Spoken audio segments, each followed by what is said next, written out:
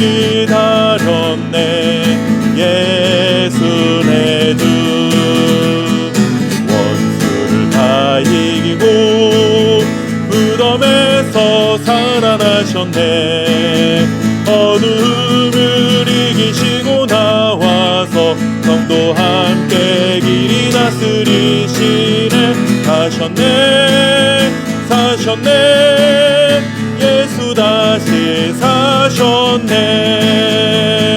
헛되이 지키네 예수 내 구주. 헛되이 봉하네 예수 내 주. 원수를 다 이기고 무덤에서 살아나셨네. 어둠을 이기시고 나와서 성도 함께 길이 다스리시네. 사셨네 예수 다시 사셨네. 거기 못 가두네 예수 내 구주.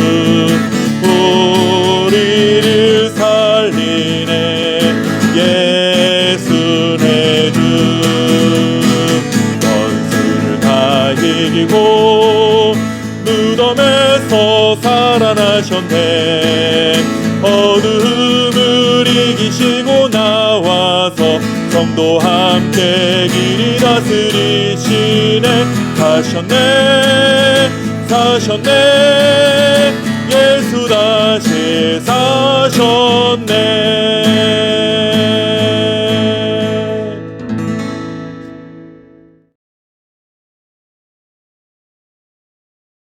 무덤에 들어가서 흰옷을 입은 한 청년이 우편에 앉은 것을 보고 놀라매 청년이 이르되 놀라지 말라. 너희가 십자가에 못 박히신 나사렛 예수를 찾는구나. 그가 살아나셨고 여기 계시지 아니하니라. 보라, 그를 두었던 곳이니라. 아멘. 어느새 마가복음의 마지막 장에 이르렀습니다. 마가복음은 예수님의 부활 소식으로 마무리를 합니다. 십자가에서 힘없이 돌아가신 예수님이지만 약속하신 대로 부활하셨다는 사실을 전하며 마가복음은 이제 대단원의 결말을 내리게 됩니다. 이렇게 예수님의 부활로 마가복음은 마무리되고 있지만 사실 부활은 우리 기독교 신앙의 실질적인 출발이라고 할 수 있습니다. 왜냐하면 예수님께서 부활을 하는과 동시에 그동안 전파하시고 가르치셨던 모든 말씀이 진리임이 증명되는 것이고 지금까지 행하셨던 모든 기적적인 사건들이 하나님의 아들 메시아로서 행하신 일들이라는 것이 증명되는 것이기 때문입니다. 또한 가장 중요한 것은 십자가에서 죽으심으로 말미암아 우리의 모든 죄값을 지불하시고 죄인들인 우리들에게 구원의 문을 활짝 여는 기회가 되었다는 사실을 확실하게 드러낸 사건이기도 하죠. 사실 예수님의 부활이 일어나지 않았다고 한다면 이 모든 것들이 사실이 아니라 거짓으로 여겨질 수 있었던 일들이었습니다. 그래서 사도 바울은 고린도전서 15장에서 예수 그리스도의 부활이 없었다면 우리가 전하는 것이 헛것이요 우리의 믿음이 헛것이요 우리가 거짓 증인이 되는 것이라 말하기도 했습니다. 이런 의미에서 예수님의 부활은 기독교 신앙의 출발이라고 말할 수 있는 것입니다.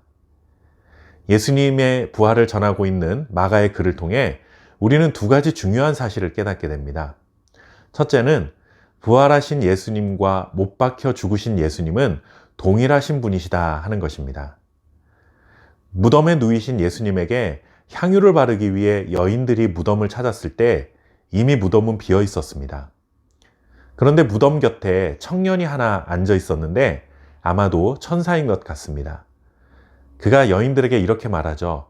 너희가 십자가에 못 박히신 나사렛 예수를 찾는구나. 이 말 속에서 십자가에 못 박혀 죽으신 예수님과 부활하신 예수님은 동일한 분이라는 사실을 강조하고 있습니다. 우리에게는 너무나 당연하게 들리는 말일 수 있지만 사실 그 당시 모든 사람들은 예수님이 진짜 부활하실 것이라 믿었던 자들이 하나도 없었습니다. 이런 상황에서 지금 부활해서 살아나신 예수님은 3일 전 십자가에서 못 박혀 죽으신 바로 그분이다 라는 이 사실은 당시 여인들이나 예수님을 따르던 자들에게는 믿기는 힘들지만 너무나 놀랍고 반가운 소식으로 들렸을 것입니다. 그리고 실망하고 좌절한 채 믿음을 포기할 수도 있었을 텐데 다시 한번 믿음으로 든든히 설 수 있는 그러한 표현이기도 한 것이죠. 부활하신 분이 십자가에서 죽으신 그분이 맞다면 그분은 진실로 하나님의 아들이시고 그분의 말씀은 진리였구나 드디어 깨닫게 되는 것입니다. 부활은 이렇게 우리들의 믿음이 든든히 설 수 있도록 만들어주는 큰 힘이 되는 것입니다. 두 번째 깨닫게 되는 것은 예수님의 부활은 단순히 영적 부활이 아니라 육체 자체가 살아나는 부활이라는 것입니다. 마가는 분명히 예수님이 누우셨던 곳이 비어 있었다라고 전합니다. 이것은 예수님의 영혼이 살아서 돌아다니시게 된 것이 아니라 영과 함께 육체가 부활했다는 것을 증명하는 것입니다. 물론 부활하신 예수님의 몸은 죽기 전의 몸과는 다른 상태로 영광스러운 변화를 경험하셨습니다. 성경은 부활의 몸이라고 표현하기도 했습니다. 그러나 확실한 것은 몸, 육체가 부활했다는 사실입니다. 무속신앙이나 다른 종교에서 말하는 것처럼 죽어서 극락에 가지 못한 억울한 영혼이 이승을 떠도는 것처럼 예수님의 부활을 이해해서는 안 된다는 것이죠. 이렇게 예수님은 몸의 부활을 경험하신 첫 번째 열매가 되셨습니다. 이제 이 사실을 믿는 모든 자들에게는 똑같은 부활을 경험하게 될 것이라는 사실을 확실하게 보여주신 것이죠. 부활의 첫 열매가 되신 예수님의 부활을 믿을 때 우리도 육체의 부활을 경험하게 되고 영광스러운 몸을 입게 되는 놀라운 변화를 경험하게 될 줄 믿습니다.